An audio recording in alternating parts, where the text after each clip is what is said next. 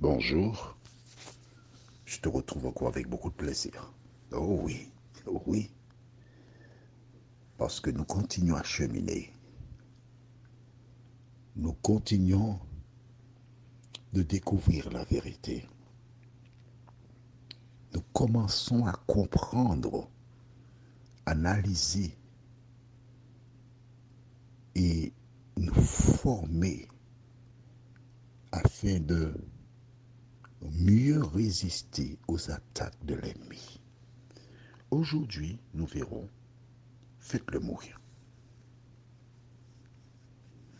Juste avant, prions. Notre Seigneur et notre Dieu, nous continuons d'avancer. Nous continuons de croire que tu nous accompagnes. Nous continuons de croire que grâce au modèle du peuple d'Israël, tu nous as laissé matière pour développer un caractère semblable à celui de Jésus de Nazareth. Merci pour la parole, Seigneur. Alors que nous l'ouvrons encore en cet instant, que le Saint-Esprit nous éclaire, qu'il nous dirige. Car de même que le diable craignait la fin de la quatrième génération, nous aussi, nous devons faire attention parce que nous ignorons quand Jésus paraîtra dans le ciel. Fais-nous du bien comme toi seul peux le faire, Seigneur, nous t'avons prié. Au nom de Jésus et pour ta gloire éternelle. Amen. Oh, quelle est la raison officielle pour laquelle les enfants d'Israël durent subir l'esclavage? Nous lisons verset 9, Exode 1, verset 9. Il dit à son peuple, Pharaon donc, voilà les enfants d'Israël qui forment un peuple plus nombreux et plus puissant que nous. Verset 10. Allons, montrons-nous habiles à son égard. Empêchons qu'il ne s'accroisse et que, s'il survient une guerre, il ne se joigne à nos ennemis pour nous combattre et sortir ensuite du pays. Officiellement, on ne veut pas qu'ils se joignent à nos ennemis et qu'ils nous battent. Mais toujours officiellement, c'est comme bizarre, hein? On ne veut pas qu'ils laissent le pays. On sait qu'ils font beaucoup d'enfants, qu'ils sont nombreux, ils sont plus puissants, mais on veut les garder.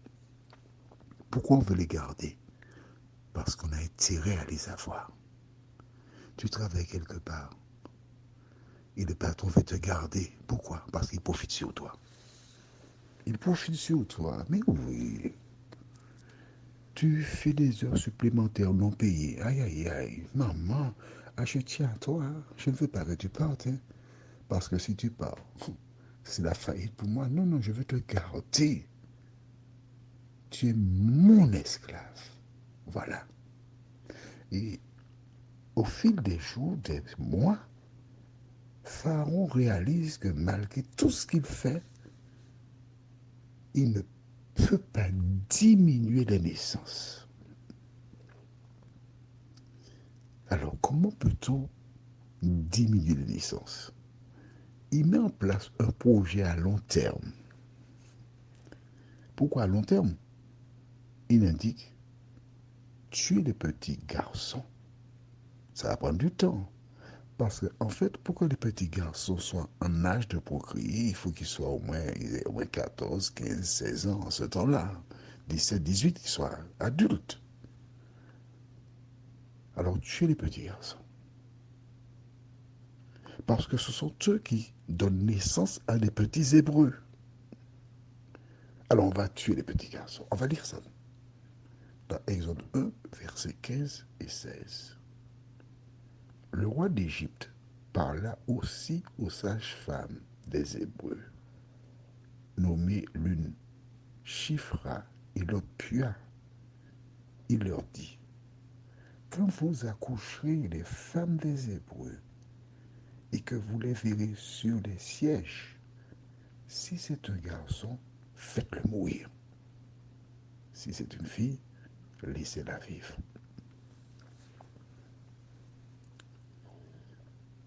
Officiellement, c'est pour qu'il n'y ait pas d'autres petits Hébreux. On va tuer les petits garçons. Voici le projet. Comment comprendre cela? Lorsqu'il expose ce projet assez grand, et probablement ce sont peut-être des conseillers qui ont dit, faisons comme ça. D'accord. Lorsque le projet est connu et qu'on décide de l'appliquer, il fait appeler 2 sages-femmes.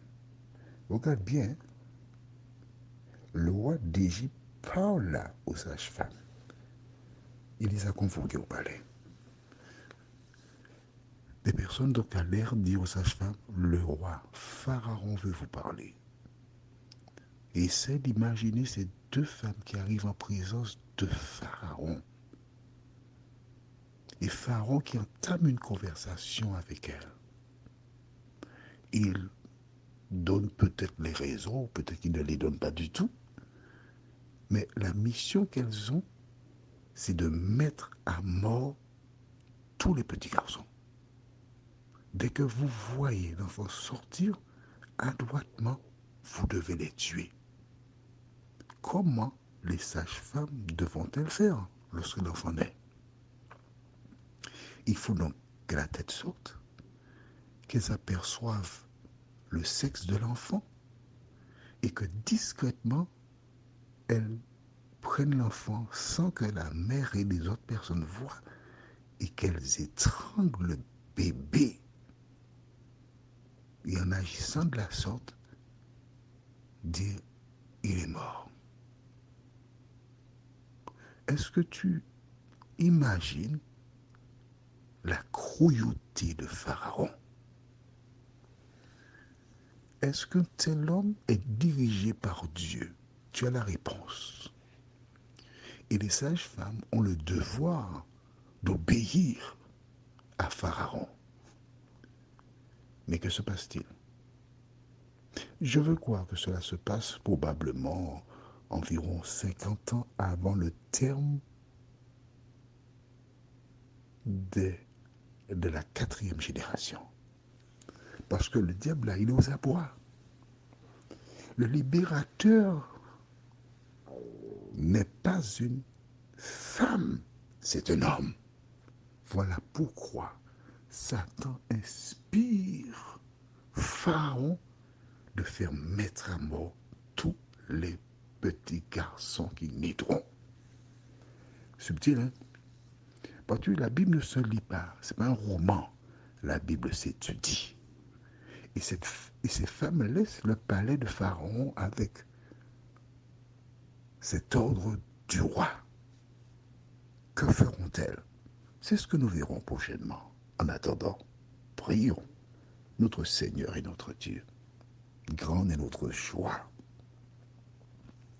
Car à travers l'ordre que Pharaon donne à ses femmes, nous apprenons que quelles que soient les lois scélérates qu'on pourrait mettre en place pour détruire les enfants de Dieu, que l'Éternel veille toujours sur celles et ceux qui ont placé leur espérance en lui. Merci de continuer de nous faire du bien, Seigneur. Nous t'avons prié au nom de Jésus pour ta gloire éternelle. Amen. Je te souhaite une bonne journée sous le regard de Dieu et à demain, si Dieu nous prête vie.